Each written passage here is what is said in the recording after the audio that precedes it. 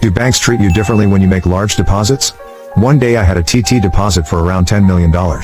A few hours later I got a call from a personal banker asking if he could come around and buy me a coffee.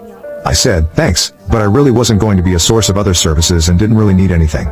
He eventually said I'd do him a big favor if I would let him buy me coffee, otherwise he'd get in trouble with his boss. We ended up being taken for lunch a few weeks later, me and my wife, at a top restaurant, with wine, etc. I never was a source of fees for them. Another day, at a different bank, I walked in with a check for $850,000.